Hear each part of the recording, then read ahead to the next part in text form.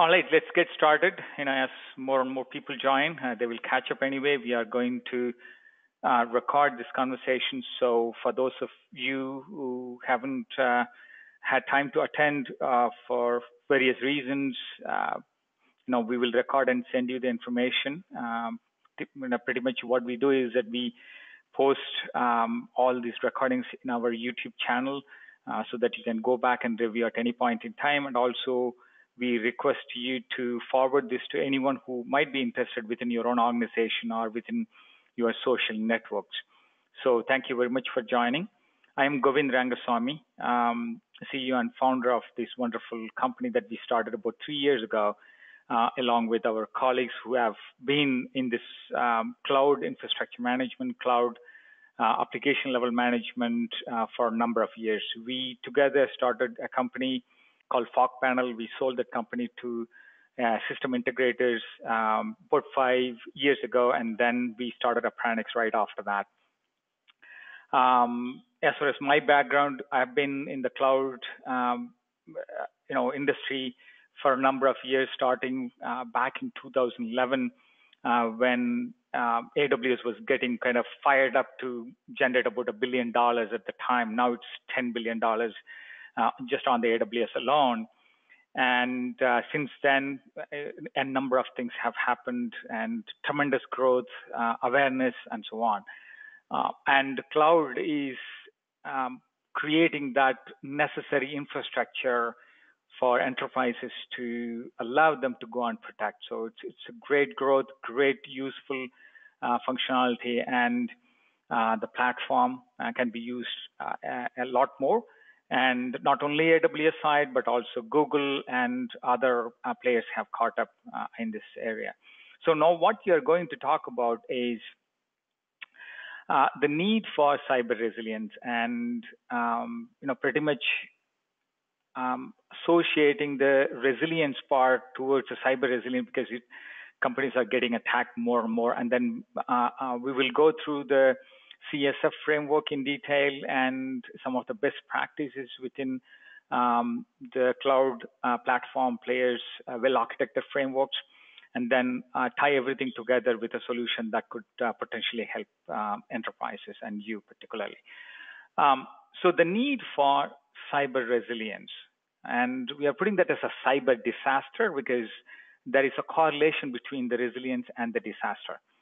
And I put this out there, and every day you might see more and more news items coming along the way when you subscribe to some of the RSS feeds about ransomware attacks or cyber attacks, and particularly ransomware attacks because that has come up in terms of the number of attacks wise, the cruelty of the attack wise, as well as in terms of the severity with which, the attacks are happening, the cleverness of it, all of that is creating tremendous anxiety among at least the people who are responsible for operating the applications that are business critical for some of the enterprises, right? So ransomware attacks are up 500% in the last year alone, and it's going to grow up to, $11 billion. Again, this is one type of estimate. The numbers might vary from different analysts. But, what's real is that what has happened over the period of, last few years. One of the company, InfoWorld, actually termed this as a news item, as a murder in the Amazon cloud. Codespaces was similar to, GitHub, if you will. And they were attacked. And, after a while, they couldn't really sustain the business because by the time they paid the ransom and the penalties for the the service disruption, the company could not survive. So they had to close the company down. So that was pretty much kind of an eye opener for a lot of these companies, including the enterprises. And some of the enterprise organizations have come to us and asked for, so can you protect against a situation like Codespaces? Right? Atlanta spent about $2.6 million to recover from a ransomware attack, for which they only spent about $52K as a ransomware payment.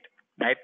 So it's the amount that you pay to the ransomware guys, and the amount of disruption that causes the damage to the business itself is tremendous, right? Some estimates say it's 23 times greater than. Again, these numbers vary. I just put this out there so that it gives you a kind of a ballpark idea of how severe these problems are and how organizations need to really wake up and be proactive in terms of what needs to be done in these areas. And the solutions are emerging more and more. And the solutions are not going to be like one solution is going to satisfy every one of the needs. And that's why the frameworks like CSF, Cyber Security Framework, has been put out there, and NIST has been a very vocal proponent of this framework in terms of encouraging the organization, encouraging enterprises, smaller, mid, or large enterprises to go and adapt at least, as much as possible. There are difficulties with respect to how far you could go and adapt these frameworks, because frameworks are just a framework, right? I mean, the implementation could vary depending on the type of organization. And the maturity of the implementation could also vary depending on the complexity of the organization and the number of people that you may have to work with. It's not an easy thing to do, but somewhere you have to get started, right? So we thought we could give you that opening in terms of what you could do, the minimum part, so that you are at least getting started in some areas, and so that it could be a compliance issue that you could get started with, and then slowly improve your implementation framework across your organization as you go along. But overall, it looks like the framework adoption has been increasing since 2015, and by next year, Gartner is projecting about 50% adoption rate. Again, the numbers could vary, and within your own organizations, the type of adoption could be different, right? So, keeping in mind that there is always the reality of the situation versus the theoretical nature of what it is, and so on. The reason for that is because CSF has multiple categories. So there are like 5 stages, if you will, in identify, protect, detect, respond, and recover. So among these 5 stages, there are multiple subcategories for those stages as well. So if you think about just the identity management category alone, within identification of the issues, right? The asset management issues, and then business environment, governance issues, and so on. We are not able to put all the subcategories here. I am running this presentation from a Mac. Mac doesn't support the CSF framework executable, so I'm looking at my other screen, Windows screen, where the Cybersecurity Framework core has 5 stages. Within the 5 stages, you have even the identify stage, asset management alone. You have about 5 to 7 categories, subcategories of the framework, and every one of the subcategory of the frameworks has either ISO or IEC, COBIT, or SP configurations, and so on. And every one of them has very detailed implementation framework recommendations, if you will. If you go and dig deeper into that. By the way, we have written a full-blown blog about it if you want to really check it out. So you could go to appranix.com and you can check out how you can bring out the CSF framework implementation. So if you go to our website, here is building cyber resilience with NIST framework. So you could check out some more details out of the CSF framework, how to implement, at least how to get started with the framework as well. So I'll just throw that out there so that you are aware that it's not just this presentation. There is a limitation of time here in terms of what we can cover.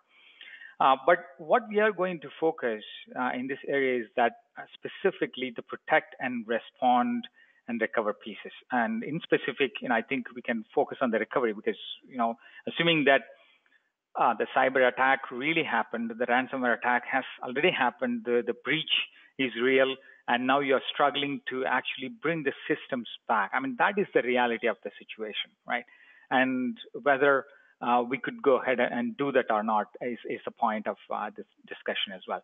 So if you think about just the protection piece, and identification is done, you have cybersecurity tools. You might have cybersecurity tools. I don't want to assume things.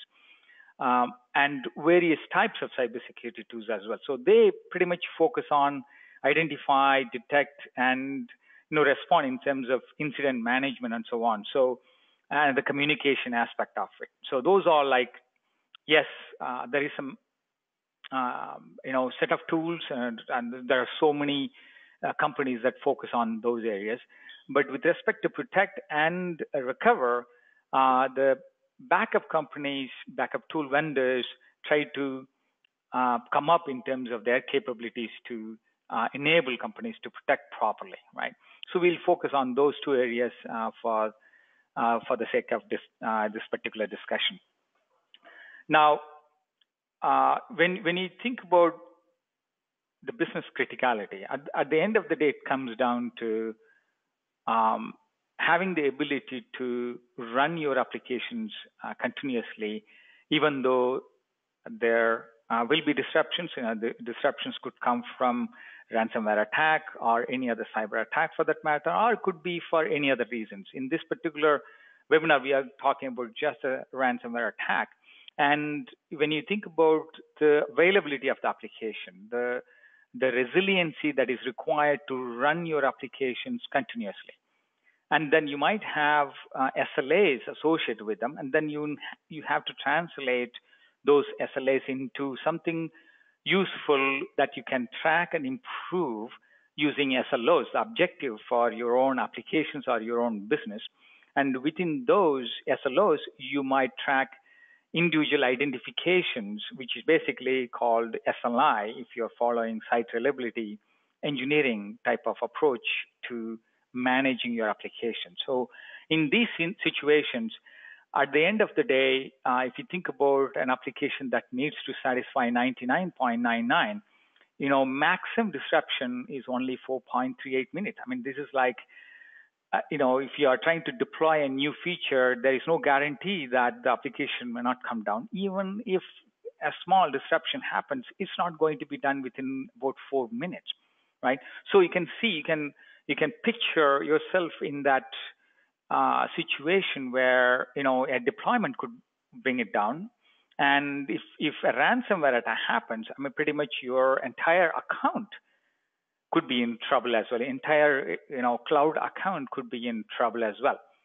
So in those situations, you will have to really think, when you are protecting your applications, any of the backup tools that you're using today, you will have to manage the backup environment as well. So the backup management tool has to be run properly, right? And that tool should not be affected as well. So if an entire AWS account goes offline because of a ransomware attack, now your backup management tool is inaccessible as well, right? So, how do you really require recover from that scenario? That's going to be another thing that you'll have to bear in mind. So with all of that, how do you really provide that SLA requirement, right? SLAs are very, very stringent. In some cases, people are okay to wait until the recovery is done after a day, or sometimes it's about 4 hours in some situations.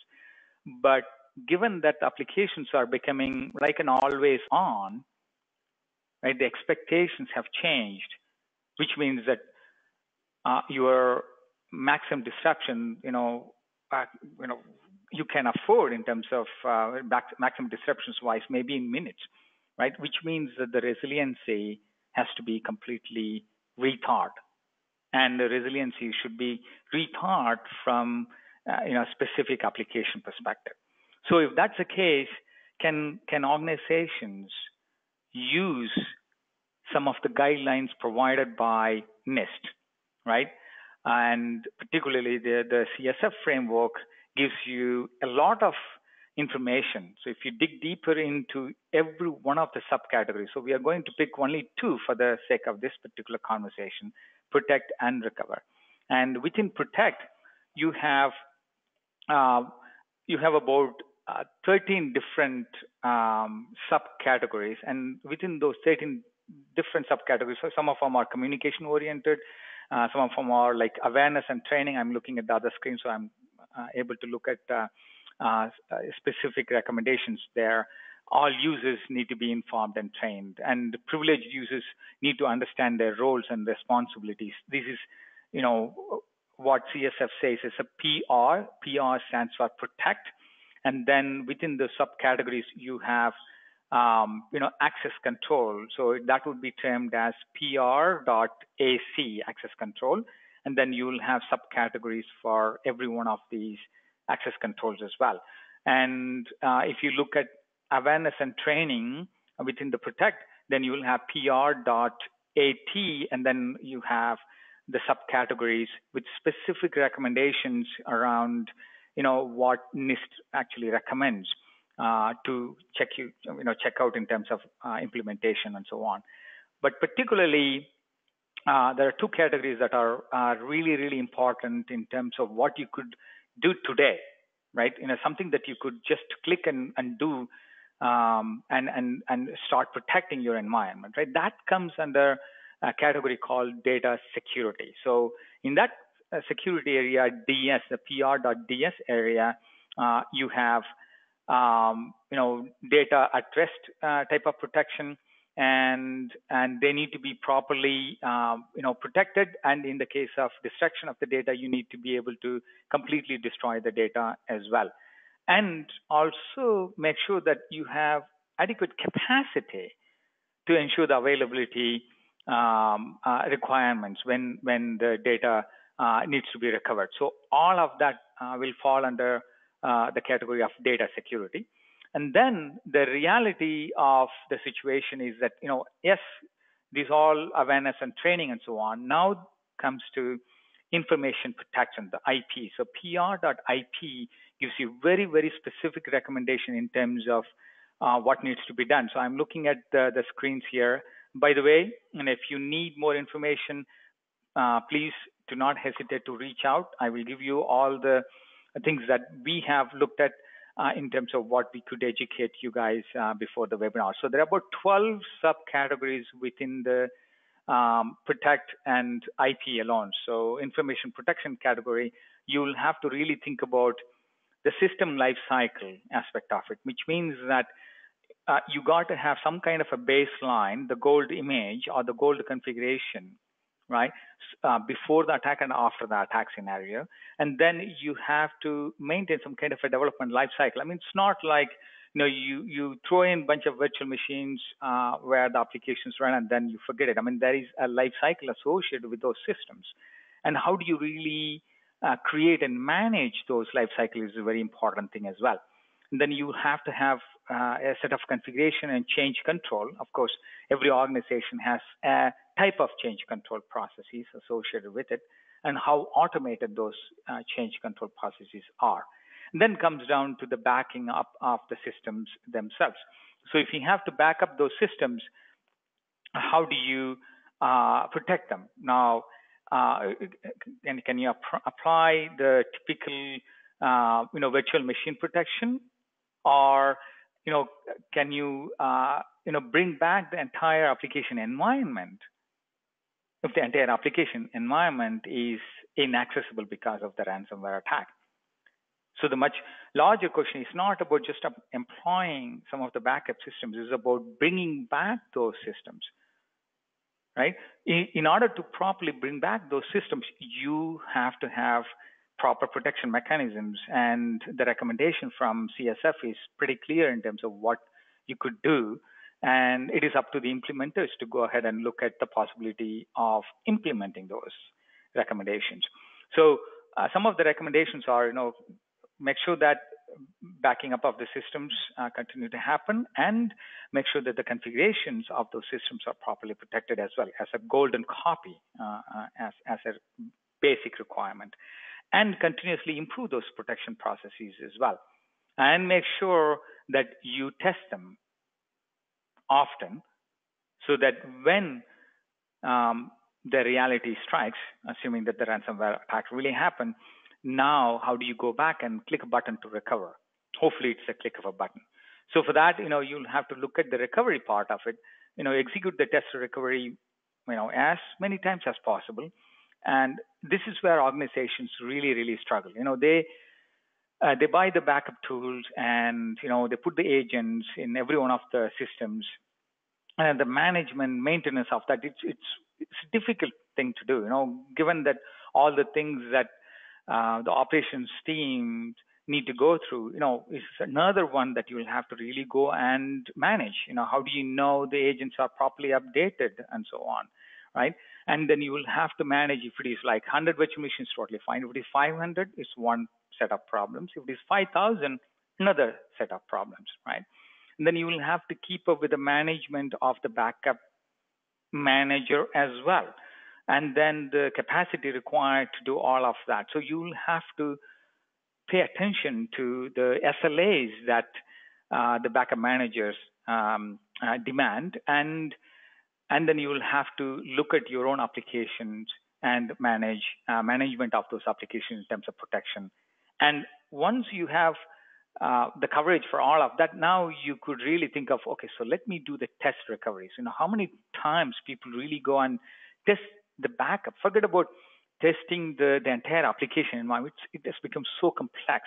In fact, in the olden days, I call it legacy days, right? In the data center, if you'll have to really test the recoveries, even if you outsource them to, let's say, SunGuard Resiliency Services or IBM Resiliency Services, you will have to really think about almost like a project, because, they capture the virtual machines, and you will have to really think about the configuration of those virtual machines. Is it like, 2-core system or 4-core system in terms of what is that memory that is supposed to be kind of brought back again at the time of recovery, and what is the connectivity between those virtual machines? Because at the end of the day, what you really care is the application that needs to come up, not just a bunch of infrastructure, right? And then in that case, you will have to think about what is the network configuration. Is this the same subnet? Is it like, can I recover the same virtual machine with the same IP so that they talk to each other? What is the security group or the firewall configuration among those virtual machines? And if you throw in a load balancer, because in a cloud environment, load balancers have become like a standard configuration, because virtual machines move around within your application environment. In that case, now you have to have load balancers as well. So now load balancers need to come up, and the load balancer need to be configured. So when you think about executing test recoveries, it's an enormous process. That's why it was so difficult to do. So without testing the recoveries, now how do you know you could actually bring the application environments back up? Forget about bringing the entire application AWS account or cloud account. Just bringing a bunch of virtual machines together to test a particular application has become so hard nowadays, right? So when you think about that basic minimum expectation from a CSF implementation perspective, right? If you could just protect and recover properly across your environment, that's a big deal, right? So that is something that you could focus on. Now, can you imagine doing that in the data center days, right? If you try to go and implement the CSF framework, and having taken for granted that you have the backup infrastructure ready to go, it's backing up. Your the backup infrastructure dashboards are showing that all of the virtual machines are properly protected. That's great. Good job. But at the end of the day, you will have to recover and test. Now you have to really think about the availability scenarios. Or another way to do this is, having kind of an account that you signed up with AWS and so on. So the infrastructure resiliency is key. So you could look at cloud as a target, cloud from our point of view is the right infrastructure for cyber resiliency, right? Because a portion of that infrastructure set of problems are already taken care of, at least the capacity wise, right? Even if you are ready to spend, the capacity needs to be there. So AWS and Google and Azure, every one of these large vendors, they provide necessary set of capacity within the same region or multiple regions. And also they give you the blueprint, or we call it as AWS Well Architecture Framework. And, they have, AWS has published multiple well architected frameworks as well. In fact, the particular team that is handling the well architecture, they have also designed a tool to go and run against your infrastructure to make sure that your infrastructure is resilient with respect to the well architecture best practices. Now, it is up to you. It is, the resiliency aspect at the infrastructure level is available to you. But it is up to you to actually put things together to make sure that your applications can actually take advantage of those resiliency capabilities. So cloud provider versus customer responsibility is very clear now, and it used to be tough. And for those of us who do not understand, whenever we do the webinars, we put this out there. So cloud providers take care of the infrastructure and service availability. Again, the service availability could vary depending on the type of service you consume. If you think about EC2 has a different SLA than from RDS, and ELB, and then VPCs have a different one, and any number of services that you consume could be different in terms of the type of SLAs, right? So you'll have to really think about, when you assemble all those services together, what's your application SLA? And the second aspect is that the security aspect with respect to the infrastructure is their responsibility, which means that when they, recommend, using the security, or even when they provide the SLA, they make sure that the security aspect is also taken care of. That's why, they are able to provide you with the level of service that you can always expect. Now, if you are looking at AWS console, it's available 99.5% of the time. It's a control plane SLA, as opposed to 99.95 for EC2 infrastructure, right? And the 99.9999 for your S3 buckets in terms of global replication availability and so on. From a customer responsibility perspective, you have your availability situation to worry about, which means that you are responsible for backing up recovery, resiliency, application level security, and the implementation of all of that, and then make sure that your configurations are properly done. Now, from a cyber resilience perspective, the tools are there, the infrastructure is there, and you have the framework to think about in terms of best practices and so on. What are the things that, from our point of view, we think is kind of important things for you to consider? One, you will have to open up your mind beyond that virtual machine level protection, right? That's an old way of looking at things. What is possible now with the cloud is that an entire application environment could be protected. Because when the ransomware attack happens, it's not happening at the VM level. It's happening at the network level, identity level, right? So which means that your virtual machine only protection pretty much becomes useless, right? You will have to think about how to bring back your network. You will have to think about how to bring back your identity, all the service configurations. So you will have to really think about application environment level protection. Second thing is, we got to have some kind of a golden copy, or you need to be able to refresh this golden copy. You cannot have a golden copy 1 year ago and then hoping that the configurations of that golden copy is going to hold good today if you were to get attacked on the ransomware today, right? So you got to have a mechanism to refresh that golden copy, and also the golden copy of your data. So the data gets refreshed all the time, depending on the policy.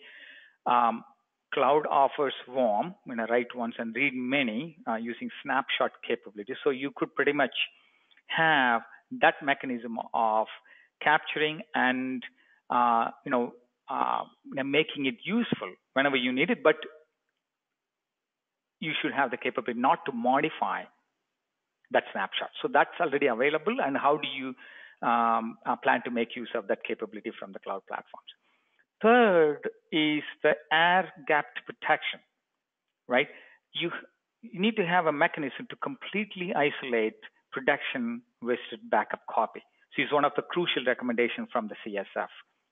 And be able to isolate them completely from production. That way, when the attack happens on the production side, you are at least to be guaranteed to not affect the backup copy. So if you are running your backup system within the same production account, so to speak, right, then it's a problem. You've got to be able to at least isolate in a sub account, hoping that the sub account is not affected. But even with that, if your VPCs are kind of commingling, then you are in trouble. So you have to make sure that your backup copies are completely stored somewhere else. And cloud offers the best option for you to do that.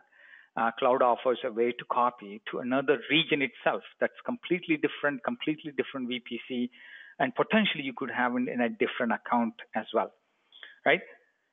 And now, you should be in a position to recover and test. You could put together that capability in terms of making sure that the environment is away from production. Even if you want to test it, you got to have that capability anyway. So away from the attack surface, away from the production environment in a different region.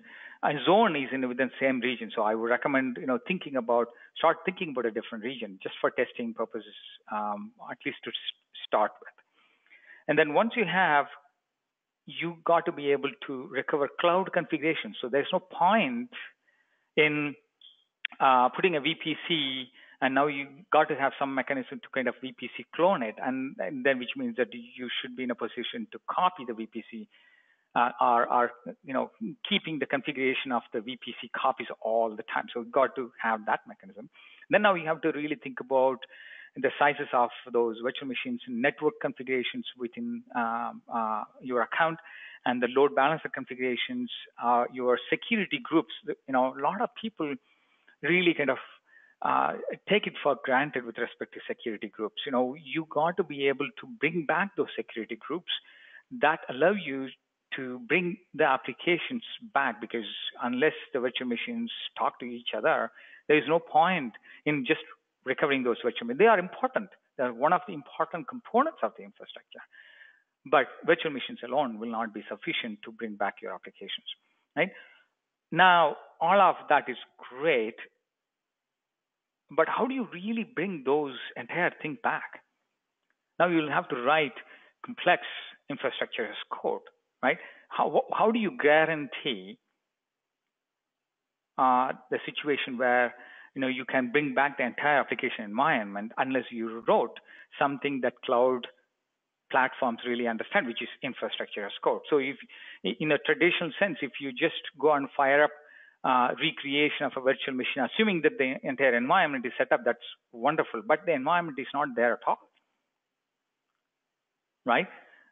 So which means that you will have to code it up, which means that you will have to keep up with the infrastructure. So anytime you write the code, it's assuming that you have versions of the code, right? You're checking into some kind of a GitHub. So which means that you got to manage and maintain almost like a DevOps type of thing, where every time situation changes, every time configuration changes, you will have to have mechanism to bring back. And on top of all of that, you have to have mechanism to continuously monitor. If something goes bad, you got to be alerted appropriately so that you can take action. So which means that you will have to have continuous SLO violation alerting configured that deviates from your goal configuration. At least, by taking a look at, if you're getting emails every day with the reports saying that, yes, it is protected, not protected, it's deviated, deviations are happening here. The number of security groups that were there yesterday, they are different now because they are getting modified. all of that reporting needs to be available to you at the fingertips. Otherwise, you will not be able to act really quickly when situation really happens. So how do you get in front of all those problems, right? That's very, very key. And then cloud platform vendors, they recommend, if you take an example of AWS, you have a 5 pages long disaster checklist, if you will. I mean, you could go and check out, whether the applications are ready, application environment configurations and dependencies are ready or not, right? Network checks, storage checks. And you just imagine turning on you have to remember to turn on the encryption for your primary and the secondary. You could, some of the large enterprises that we are working with, they have actually keeping the encryption for the primary environment separate from the recovery environment. So 2 different encryption keys. That way, even if the encryption keys are stolen for some reason, right, they don't have to worry. They know for sure that they can bring back those environments in the recovery region appropriately.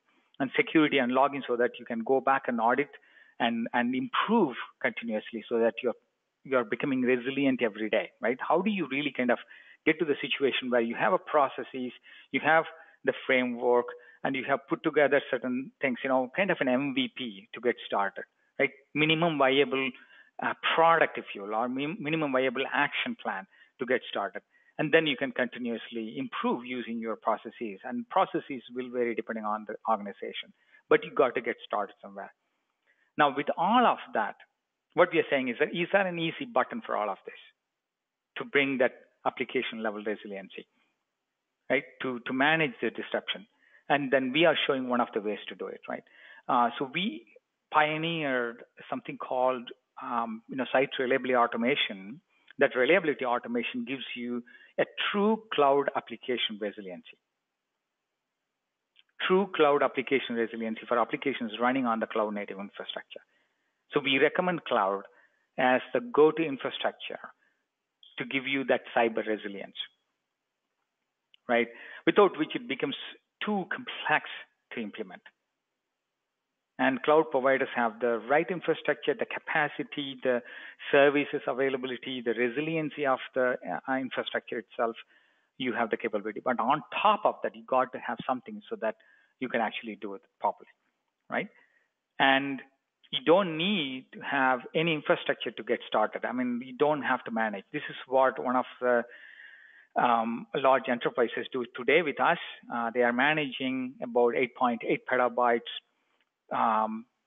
This is a little bit old. Currently, there are about 30,000 snapshots across 13 different VPCs and accounts. So enormous infrastructure, and that's a $10 billion revenue company. Every year they make $10 billion. And you can see if something goes bad, right, and the responsible person is going to, their heads will roll, right, and they will be scrambling. You cannot pinpoint them all the time. It's an organization behavior, but they are responsible for bringing back that entire application in another region. And that's what they are doing with Appranix. Similarly, Pragya, they are running a SaaS platform on Google, and we provide the same capability in terms of making them resilient so that they can continue to kind of think about deploying more and more applications as well. Another large infrastructure, another large company that is running with us is EssilorLuxottica, and then they manage huge applications that they are the business critical order taking application for all their lenses from about 56 different countries, if you will, because it's all over the place. A global company, they control about 30% of the market share in this area. So it's a huge company. They went with us. In fact, we won the account against Red Hat and IBM and Nutanix. Unfortunately, IBM and Red Hat are together now, so we can only say 2 companies. We have won against 2 companies, large companies at the time. Now, with all of that, the current approach, if you have to really think about it, right, assuming that you are running all kinds of infrastructure, instances, EC2 instances, Elastic, IP addresses, all of that nice services that are available. And by the way, we support RDS as well, MySQL today, and then we can quickly add more and more. In about a couple of weeks, we'll be adding MS SQL, and then Oracle, and so on. So it's all good thing about cloud is that we can catch up with them really, really quick and provide the same capability, assuming that is another service to be added into the mix.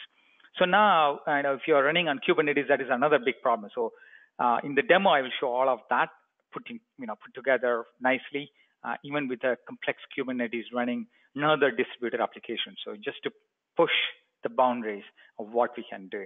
So with that, if you're running such an application environment, right, if you were to really increase your resiliency, which means that reduce the disruptions as much as possible, anywhere between 50 to 300% based on the numbers that I had shown, then you will have to start thinking about some kind of a custom automation.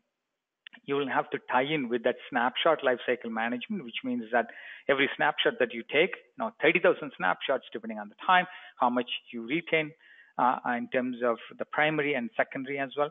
And then how do you really kind of tie that with infrastructure as code with a version, right, and the state management together. And when you recover, then you will have to really think about what's my service configuration at the time of recovery, at the time of test. Is it going to be like, do I have to really bring up all the infrastructure? If I'm running like 300 virtual machine-based infrastructure, do I have to really test that at the recovery site? In fact, we have an answer. You don't have to. You could actually run in your reserved instances, reduce the cost, or you could in fact say that run all the testing using smaller instances as opposed to bigger instances, right? Or you could say use Spot instances. All those capabilities, some of the capabilities are upcoming, but for example, Spot instances capability, you can release a recovery profile where you click on a Spot instance, you can recover all of them, the Spot instances. You don't have to spend too much money in terms of just testing the recoveries, right? With all of that, you'll have to ask the question, is there a guarantee for my application reliability, right? Is it like an existing backup tool? Can it provide, or what is the situation today in the market? You'll have to think about all of that, and then we keep educating whoever is dialing into the webinars, and as much as possible, the world is different in the cloud era as opposed to a data center. Cloud enables you to do things that were not possible before, which means that you'll have to make use of all these things that are available today in the cloud properly to make sure that your applications could be brought back up, right? So we make it easy. We pretty much make it like 1, 2, 3. That's what it is. It is 1, 2, 3. So you could start from AWS Marketplace, GCP Marketplace, or Red Hat Container Catalog, right? If you're trying to protect the containers as well. Subscribe from your Marketplace account, right? If you already signed into the account, it's as simple as going and subscribing. In fact, if you go to GCP, it is like within the console, right? It shows up within the console. Simply add the service, and 14-day trials are there, so you could very much test it out. Then Appranix automatically creates an application environment time machine, right? It automatically creates one. From there, you can click and recover. Now, in the backend, it's a lot of work, obviously. It takes care of all of that nice copies of your environment with the data, with all the capabilities that is outlined there. So most of the protect and recover recommendations are wrapped in a nice, easy to use interface. You don't have to worry about learning all the services within AWS or Google and so on, because we have taken care of all those situations, right? And then when you click and recover the environment, pretty much this type of environment gets recovered completely. All the dependencies, you can see, the arrows going all kinds of directions in terms of dependencies to figure out how that entire environment comes back up, right? So this is exactly what I'm going to show you right now. So with that, if you're running your DevOps, you'll be happy to just go and insert a line of code in your pipeline to integrate the resilience. We call it as a continuous resilience that aligns with continuous integration and continuous deployment pipeline. So you can very easily integrate continuous resilience as well with a single line of code. Given that our system gets used for multiple use cases, in this particular case, it's all about first compliance, make sure that you're protected in the case of ransomware attacks, and make sure that you can recover the environment. So let's go ahead and take a look at the demo itself. So here I have a login. I keep this particular one. I use the login here. It calls it a GCP demo, but it's not just a GCP. In this particular case, we are talking about AWS. So both are applicable, but let's look at the AWS environment. So now here, the environment is a set of assembly. So if you think about an assembly is a representation of your application environment, right? You go and subscribe, you configure your cloud account, and automatically discovers all of the resources. And then you simply click it, create an assembly, and the assembly automatically takes care of pooling all the dependencies, all of that in one place. So you get something like this, right? All of that is automatically get assembled, and then you're ready to go with respect to just putting a protection policy. You can create a new protection policy, say hourly, daily, weekly, typical, backup type of thing. And then you simply specify how many do you want to retain in terms of copies in your primary region and recovery region as well. So we have one protection that's enabled, and the system automatically goes and takes care of that so-called time machine, and where all of these are automatically in terms of life cycle wise is captured. So if you look at one of these, and you'll see at that particular point in time, all of the configurations, all of the networking configurations, all of the VPC configurations, all the virtual machines are protected, and the snapshots are automatically handled in terms of the primaries, as well as making sure that those snapshots are appropriately copied over to the other region as well. So if you think about it, the application itself is running on the East Coast, Northern Virginia region. It runs on Kubernetes, and you have a bunch of load balancers as well. So I'm going to show a bunch of different screens on AWS console itself. So you have the EC2 console, you have Route 53 to worry about, and then you have CloudFormation. I will show you, how CloudFormation actually gets automatically created magically and all of that.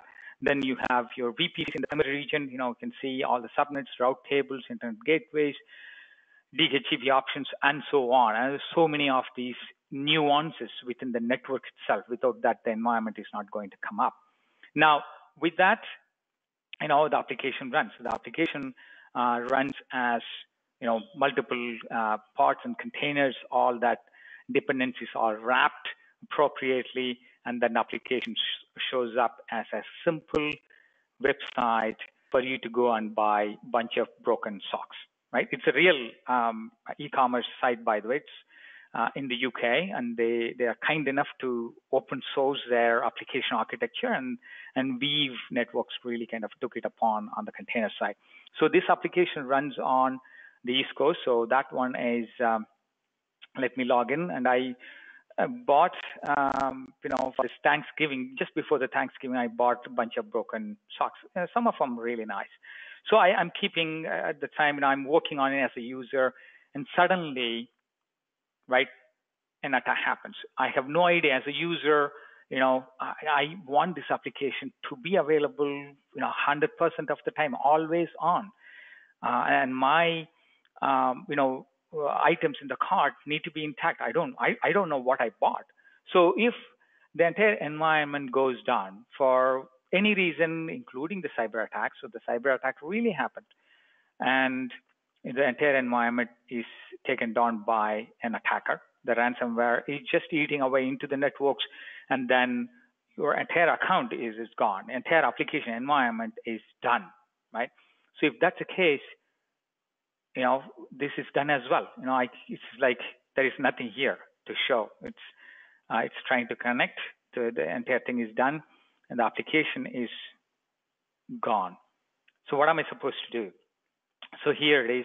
I go to my timeline. It's running somewhere else, right? All you are showing is a view of your infrastructure configuration. There is nothing in terms of your infrastructure that is running within your account. Account is gone, no problem. but you can access from premises running on the Google Cloud for with highly available architecture. We use our own services, so we are protected, multiple regions, global regions as well. So it continues to run. We provide you 99.95 in terms of SLA. So now all you have to do is to go and recover in another region. What's happening here is that since you configure two different regions, in this particular case, I configure between Northern Virginia and Oregon region in terms of first-time configuration-wise to make sure that the copies are made. So I trigger the recovery. So what we are going to look at is look at the Oregon region. So let's go to Oregon, and Oregon region will have to get started with all the instance. Entire environment has to come up. There is nothing here. So you're not spending money when the protection is happening. That's all totally fine. And once the recovery gets started, you can see, you can watch for the recovery, all the creation and everything is happening here. So the instances will come up. Meanwhile, what we will do, we'll go and look at the Oregon region cloud formation area, where magically a cloud formation code appears, right? Creation in progress. So you can look at the stack that's getting created, the entire network, all of that magic that's happening right now. Everything that you specified in terms of the application environment by just clicking few virtual machines, right, is getting recreated here. So the entire infrastructure will come up. The sizes will be automatically figured out, right? And the load balances will automatically come up appropriately. And the VPCs will be recreated. So you'll see a lot more once the recovery starts pumping in terms of. So now we have given the responsibility to AWS to run the entire stack. So even if it fails, you can roll back and recover. This is the best thing about giving the responsibility back to AWS. Okay, they need to now run an orchestration system, highly available orchestration system to run it, right? And you are running in a different region altogether, not even the broken region on the East Coast. So you are running in a different region altogether. So that part will continue to get created automatically. All of that magic will happen right through the API, right? And all you clicked is a single button to think about, right? So let's look at the EC2. 11 instances are back. All of that is running. Now the load balances will be up and running as well. So you can see a bunch of load balances are created. All the security groups will be intact. All of that will be automatically brought back. All the snapshots were copied anyway. They were maintained based on the policies. Those are available. And the volumes will be recreated based on those snapshots automatically. They're all in use on the West Coast, right? Nicely.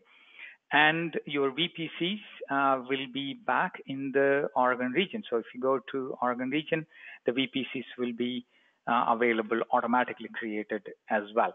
So that, you can see all of that on the Oregon region side completely recreated.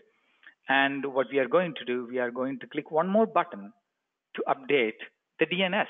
It's a little detail about all of that is running on the East Coast, right? East Coast here. So what we are going to do is to switch nicely over to the West Coast. So I simply click a button called Update DNS. This is scary button. Right? Think about it. I'm now,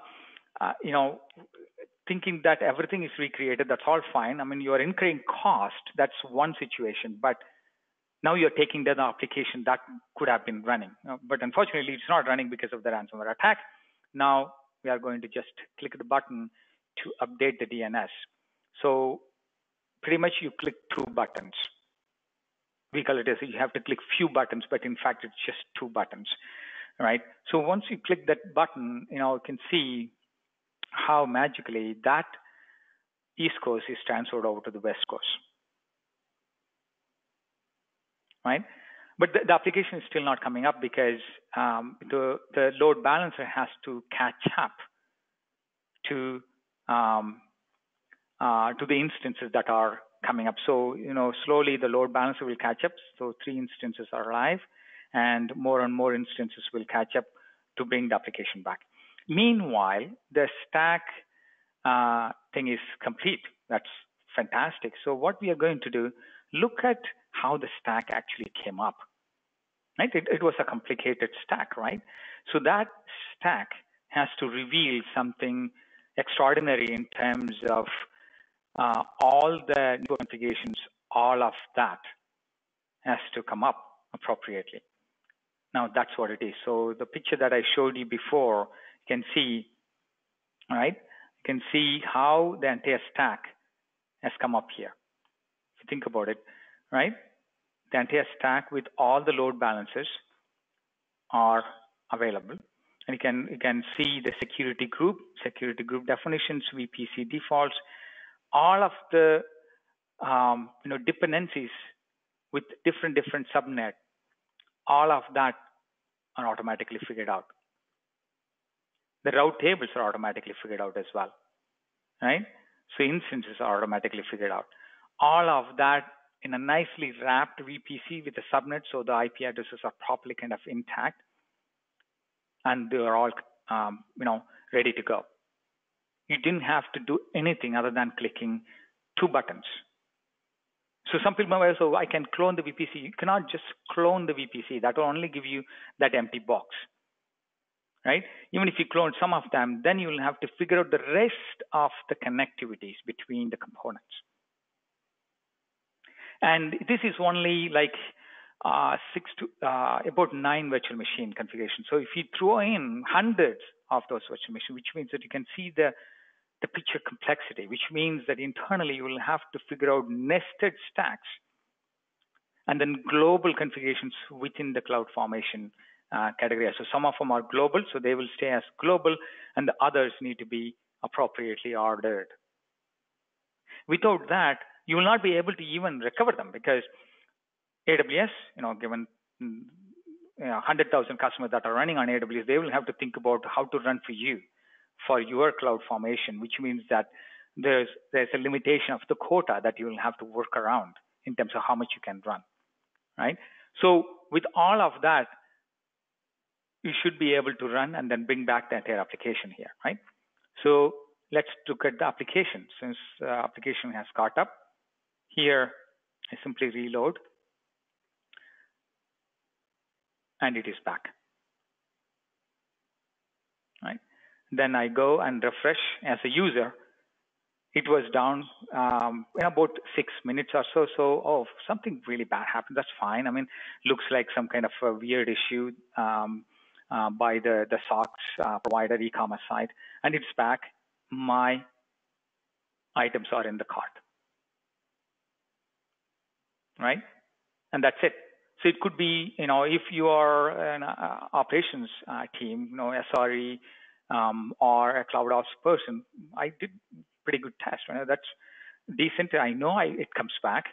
So the test is done. So I'm going to just reset it, because I don't want to go through the entire environment running again. So this is the dangerous button, right? In a sense. So we ask you to really type in capital letters to go and reset the entire environment, so that I can clean up the entire thing as if nothing happened on the other region. So I click another button, completely clean up, go back to the original state, and then I have to reset the DNS as well. So the reset DNS, again, it's a nice looking green button, but it should be in a red color, if you will.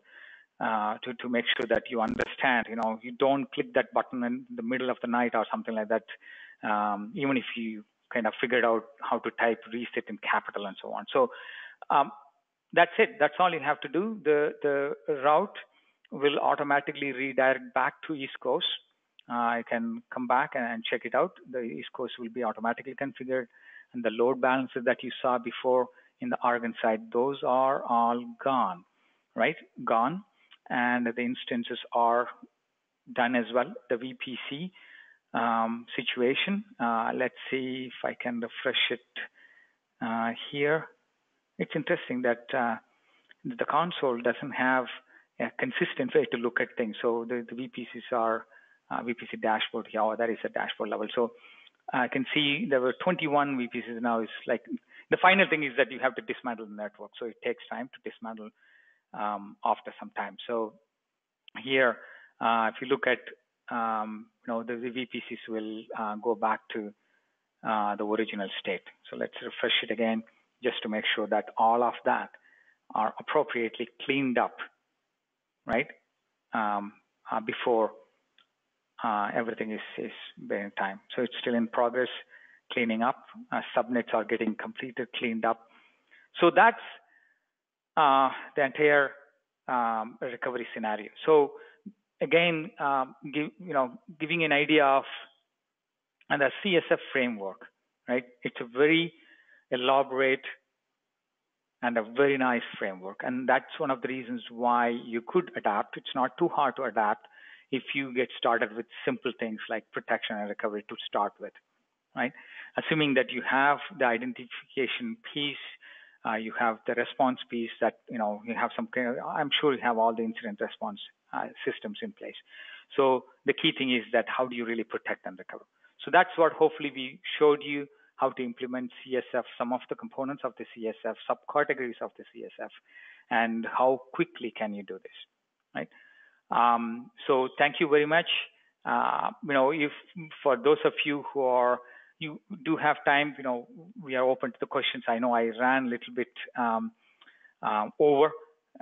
So any questions so far?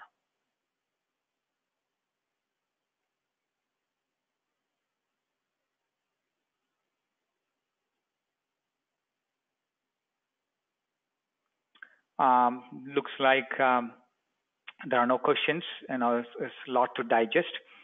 So we really thank you for your time. Really appreciate. I hope this webinar was useful.